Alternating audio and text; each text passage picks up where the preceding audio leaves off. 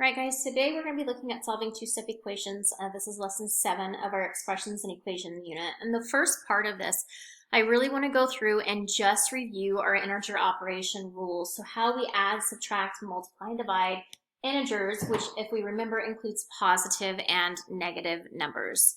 And then our rationals are going to include positive and negative whole numbers or integers and the fractions and the decimals. So let's review some rules. Equations with rational numbers can be solved just like any equation, but you must follow the rules for integer operations. So we're going to review adding and subtracting and then multiplying and dividing. So if we are adding integers, okay, there's two sets of rules to remember. If the signs are the same, which means we have a positive and a positive or a negative and a negative in these situations right here, then we are going to end up adding the numbers and we're going to use the sign of what it was. So for example, right here, 6 plus 5 was 11. It became a positive 11 because these are positive numbers. This here is a negative 6 plus a negative 5. So I am going to end up adding the 6 and the 5 together and getting my 11, but I'm going to keep the negative sign a negative 11. Right, so this is what we do if the signs are the same. However, if the signs are different, meaning we have a positive and a negative or a negative and a positive, then we're going to subtract the two numbers and then we're going to create the sign of the number with the greatest absolute value. So for example, 6 plus a negative 5, I'm going to subtract the 6 and the 5 and get a 1. Now if I find the absolute value of 6, it's 6, and if I find the absolute value of a negative 5, it's 5. This has the greater absolute value. This original number was positive, so my answer is positive, right? Looking at it in this situation, it's the same question. I can do negative 6 plus 5. My signs are different. I have a negative number plus a positive number, so I'm going to subtract the two and I get 1. And then I'm going to find the absolute value of a negative 6 is 6, and the absolute value of a 5 is a 5. 6 is the greater number, and its sign started off with being negative, so my answer is negative. All right, so that should help us understand that perspective there. Okay, now if we're asked to subtract integers, we are going to just change them to addition problems. So our rule here is to add the opposite. So if we're subtracting integers, we need to think to ourselves, add the opposite. Okay, so in this situation, 6 minus 7, we are going to change the subtraction sign to an addition sign, and we're going to add the opposite of this positive 7, which is a negative 7. Okay? The same situation here, our negative 9, we're going to add the opposite. Once we get to this step in all of these that we see here, we go back to following the rules for the adding integers. So we just now turned it back into an addition problem. Okay, so now I have two signs are this different, so you're going to subtract 7 minus 6 is 1, and it's going to be negative because the 7 has a greater absolute value. Here my signs are the same, so I'm going to add, and I'm going to keep the sign.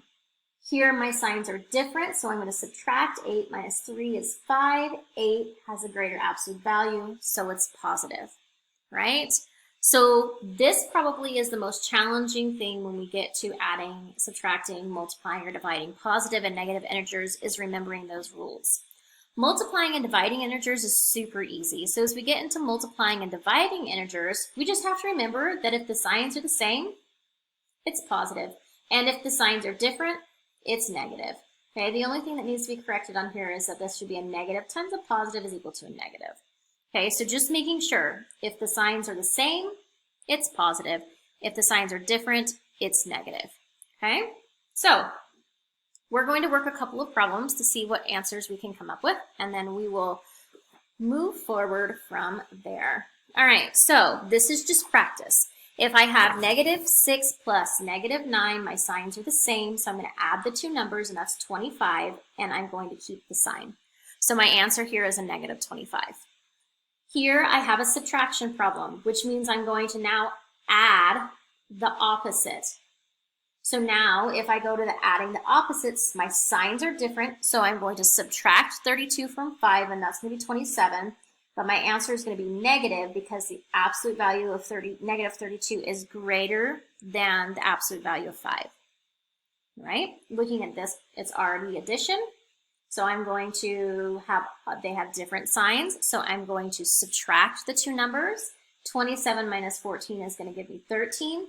This right here is the larger absolute value, so my answer is going to be negative. Another example of a subtraction problem, I'm going to add the opposite. Now my signs are the same. So with the same signs, I'm going to add, so I get 19, and then I'm going to keep the operation, which is going to be negative, or the sign, which is going to be negative. Right, now we're going to look at some multiplication and division. Here we just multiply or divide, so I can say 9 times 8 is 72. My answer is negative. My signs are negative, and they're the same, so my answer is positive. So don't get confused by that. In multiplication and division, if your signs are the same, your answer is positive. All right. Here, my signs are different, so I know my answer is going to end up being negative, and then 14 times 3 is 42. Here, my signs are different, so I know my answer is going to be negative. So 24 divided by 4 is going to equal a negative 6. Here, my signs are the same, so I know my answer is going to be positive, and you don't have to write the positive sign, but I want you guys to see it. So 35 divided by 7 is going to equal 5. So that right there is just a review and practice with those integer operation rules. So now we're just going to practice solving some equations and remember how we can check them. So we did two-step equations the other day. Now we're just doing it with some rational numbers. Okay, so I know that I want to find the value of the variable, which is k. So I need to get rid of everything here and move it onto this side of the equation. So all I have left on this side is my k. So the first thing I'm going to do is I'm going to have to get rid of what's not directly connected to my k. So I'm going to take the 9 away. If I'm adding 9, to get rid of it, I have to subtract the 9, that inverse operation. And in order to keep my equation balanced, whatever I do on this side, I have to do on the other side. So now I'm left with a negative 4k, and that 9 minus the 9 left me with 0, and then that is going to end up equaling 23. Okay, so now I still don't have the k completely alone or by itself. So in order to get that k by itself, I have to undo the multiplication by dividing and by that coefficient, which is a negative 4. And to balance my equation, I do it to both sides. So a negative 4 divided by a negative 4 is just equal to 1k. So I have my 1k right there. And then 23 divided by a negative 4 is going to equal a negative 5.75. And keeping that integer operation rule the same, that I had a positive divided by a negative, so my answer was negative because the signs were different. Right, so the concept of checking is where we take what we said was the value for k, and we plug it in for what k was. So I'm going to say a negative 5.75 plus 9 is going to end up equaling 32. And when I multiply these together, I get a positive 23 because a negative times a negative is a positive. Plus 9 is equal to 32, and then 23 plus 9 is equal to 32, so 32 is equal to 32. So yes, my solution for k is correct. All right, looking at number 10. I know that I want to get x all by itself. I want to know what x equals, so I have to solve for the unknown. In order to figure that out, I'm going to get rid of whatever is connected to my x, but first I've got to get this extra part that's hanging off. So this is subtracting 14, so to undo the subtraction, I have to add 14. And I'm going to add it to both sides so that my equation remains balanced. So if you think of it like that hanger diagram or whatever it may be, we want it balanced. So I'm left with x divided by 2, negative 14 plus a positive 14 equals 0, and then that is going to end up equaling 34. Okay, so a really common mistake that people would do right now is think that they could just go in and think that 34 divided by 2 is whatever x is, but that's not what this is saying. This is saying some number divided by x is equal to 34. So I still haven't isolated my x. So I need to get rid of this 2 in the denominator. So I have to, this is division. So in order to undo the division, I have to multiply. So these parentheses are also going to be multiplied. So 2 divided by 2 is going to give me nothing, so I'm left with x, and then 34 times 2 is going to give me 68. So let's check our answer. If I say 68 divided by 2, so I'm plugging in the 68 for the x, minus 14 is going to end up equaling 20. So 68 divided by 2 is 34 minus 14, which is equal to 20. And then this is going to end up equaling 20 is equal to 20. So yes, my solution is correct. Okay, I solved the variable correctly. So for the remaining part of this lesson, I am going to work these 3 questions here, and your task is to complete the last 4 questions on your own. All right, so let's go through. We're going to subtract 8 from both sides. I'm left with 36 is equal to, it's 10 minus 8, or 10 plus a negative 8. So negative 18, I'm going to divide by 3. My signs are they're the different signs, so my answer is going to be a negative 6. In this example here, I'm isolating x, so I need to add 10 to get rid of the minus 10. I'm going to add it to both sides. So I get a negative 2x, because that's going to cancel out, is going to equal 25.